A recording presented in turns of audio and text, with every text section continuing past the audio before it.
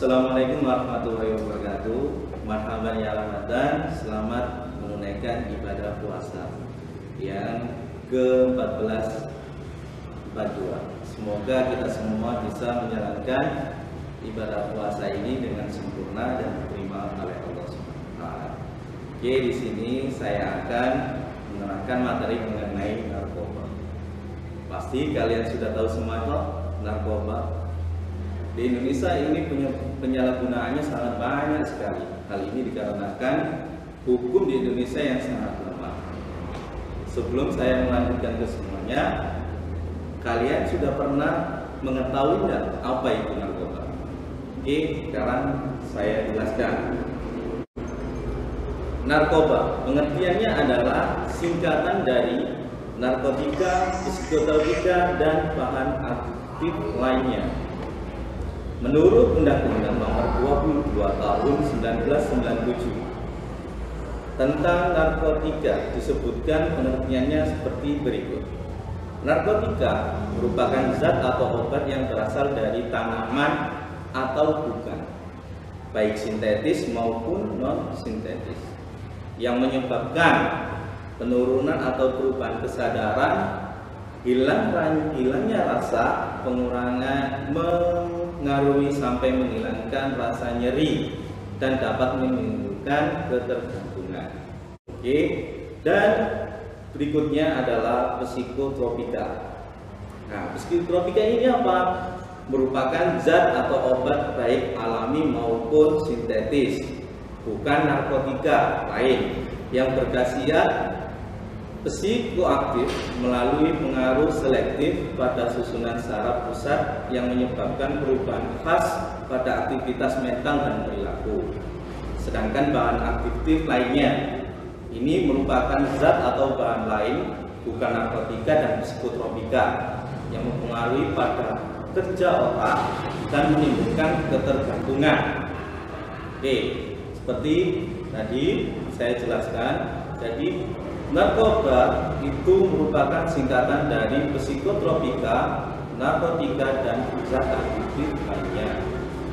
Merupakan itu semua adalah intinya satu, mempengaruhi kinerja otak dan membahayakan bagi kita semua. Berikutnya, ini ada jenis-jenis narkoba. Menurut Undang-Undang tentang narkotika, jenisnya dibagi menjadi 3 golongan.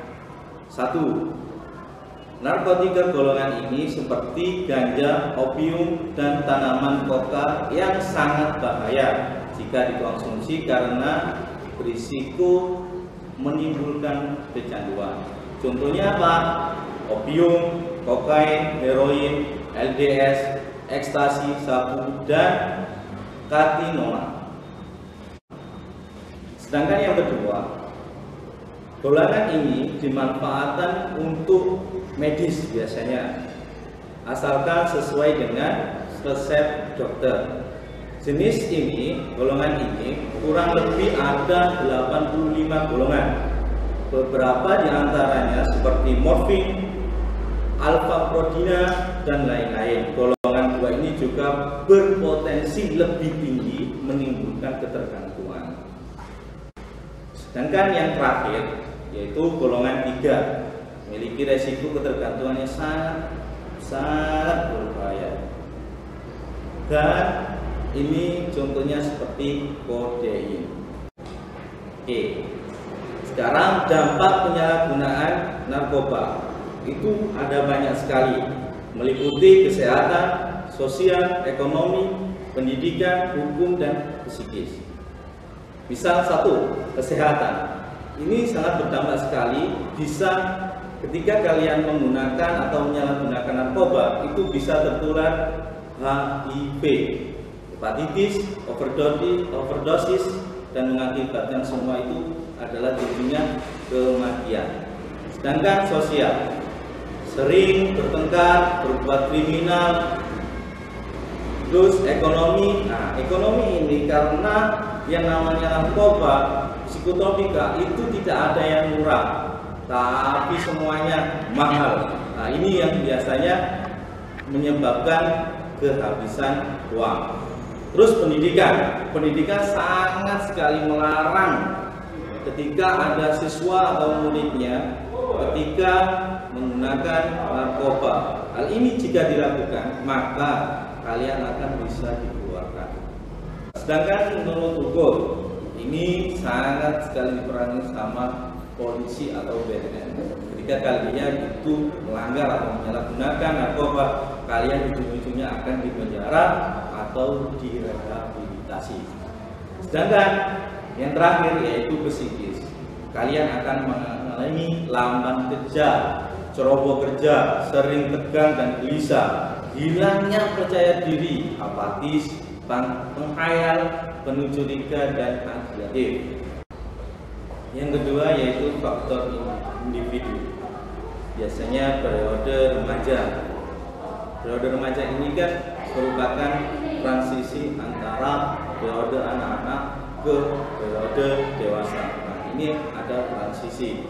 Biasanya ini anak-anak rasa ingin tahu, mencoba-coba, ingin diakui sebagai teman. Terus yang ketiga ada faktor lingkungan. Faktor lingkungan ini sangat besar sekali pengaruhnya, yaitu faktor keluarga dan pergaulan.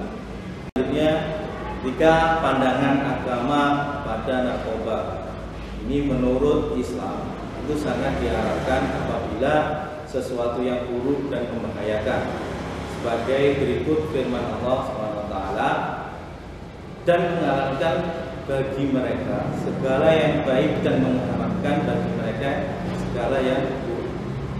Quran surat Al-A'raf ayat 7.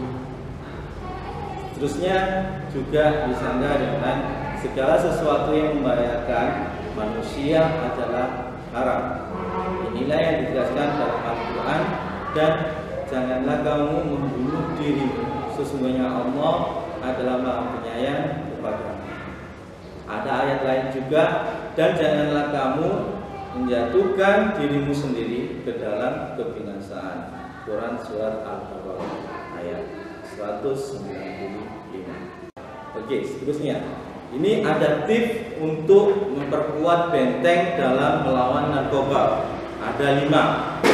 1. Tingkatkan iman takwa kita kepada Tuhan Yang Maha Esa. Kedua, pandailah memilih teman dan pergaulan. Ketiga, belajar membedakan hal yang baik dan hal yang buruk. Keempat, siapkan diri dan mental untuk menolak apabila kalian dipaksa, waktu ditawari, atau kalian melihat teman kalian ketika melakukan atau menyalahgunakan narkoba. Dan kelima, mengisi waktu luang dengan hal yang positif. Sekarang ada cara mengatakan tidak pada narkoba. 1. Katakan tidak seperti maaf, saya tidak tertarik untuk hal yang satu ini. Terus yang kedua, tatap mata orang yang menawarkan hal tersebut. Bersikap tenang dan cepat berlalu, kemudian katakan, aku ada urusan lain, maaf aku harus pergi, saya ada ujian besok dan saya harus belajar. Jadi intinya, kalian ketika menolak atau tidak mau dengan hal yang seperti ini, jangan sampai membuat yang kalian tolak itu marah. Tetap jaga silaturahmi pertemanan kalian. Kalau tetap memaksa, ingat, tinggalkan saja. Oke, sekian dari saya materi narkoba tersebut. Semoga materi ini bisa menambah wawasan kalian dan juga menghindarkan kalian kepada penyalahgunaan narkoba. Sekian, wassalamualaikum warahmatullahi wabarakatuh.